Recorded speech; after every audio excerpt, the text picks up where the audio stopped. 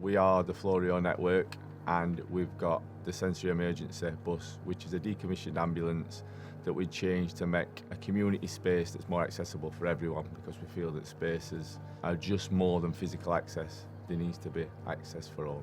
I'm Wade Savage. I've worked in social care for around 17 years now, and I've seen where there's gaps for children or adults, vulnerable adults, who struggle to access your more mainstream leisure facilities. So a child's development goes through certain stages. You don't have to have certain complexities to be able to access this bus. If they just want to do fine motor skills, they're looking for a space to play with friends. So we're looking at just young children, early years, that can benefit from this. It allows them to develop understanding mood, different lights, sounds, touch, textures, everything. So it's also about development as well as those who have specific sensory needs, and this is a calming space for them.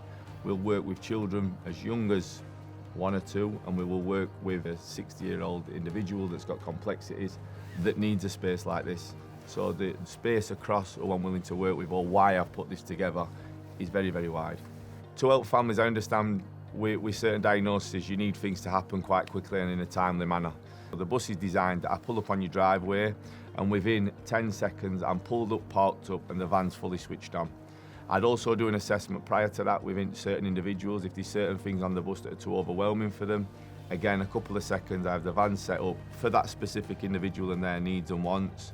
So the idea behind this, when we're putting together and looking at the equipment that we've used, it were to meet everyone's different development stages and to try and enhance that. So from them being in an educational setting, and they can come in here and use some of our equipment to help them with their maths, for instance, as well as someone who's looking to incorporate their dexterity and fine motor skills. So we have busy board books, we have lighting, we have stuff that you can touch, seating, trying to use everything that we can think of where a person might be able to enjoy themselves and build fine skills and educational stuff if needed. And why we specifically went to get an ambulance, and it being a decommissioned ambulance, was because it has wheelchair accessibility, and one that we are all tested and safe in using for wheelchair accessibility, right on your front door or wherever you are at an event where a loved one usually can't access things. It also was due to the fact that a lot of people that I work with support will have been through negative experiences of an ambulance, and we want to change that dynamic and ensure that it can be a positive experience and build their resilience for any use of ambulances for the future. And we've also been very specific on the safety, so fully risk assessed for fire, we've got smoke alarms, and it's all put into one compartment to keep everything safe and is not able to be accessed or touched by any of our users. Safety has been a paramount in what I've done in putting this together.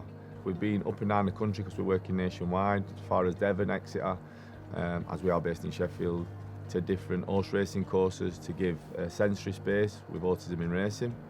We're also providing to schools. These can be mainstream schools and specialised schools. We want to be able to pull up on your front doorstep just for that space and time that you may need. We've even had people who have just done it to have a family moment because your normal play centres were a little bit too much for certain individual families. So this one where other family went in the bike, I step out the way and they get on with that special family time. Wherever you want us to be, we're a mobile unit on wheels. We can get to wherever you are and give you the facility that we've got. If you or any loved ones or someone you may know would like to use sensory emergency, then please look on our social media pages or give us a call using our contact number.